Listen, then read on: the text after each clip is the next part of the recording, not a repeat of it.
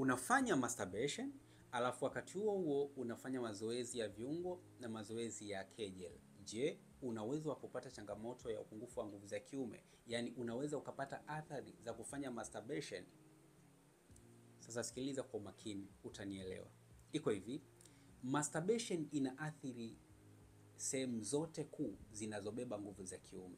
Inaathiri mishipa ya damu, inaathiri mishipa ya fahamu iliyounganishwa kutoka kwenye uume kwenda kwenye ubongo, inaathiri ubongo na inaathiri homoni mbalimbali za mwili, hasa homoni ya testosterone.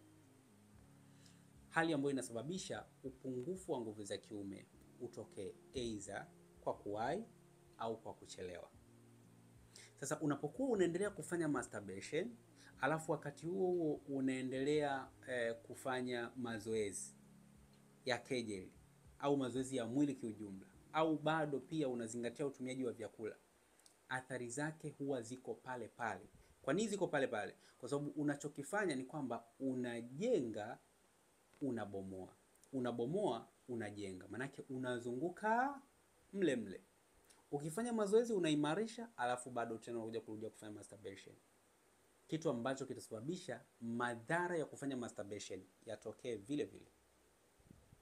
Kwa hiyo ninachokushauri ni uache kufanya masturbation, kwa sababu masturbation ni tabia ambayo athari zake hazina muda maalum wa kutokea. Ni muda wowote, iwe ni baada ya miezi, iwe ni baada ya miaka, muda wowote itatokea, bila kujali unafanya mazoezi, bila kujali unafuata utaratibu wa vyakula.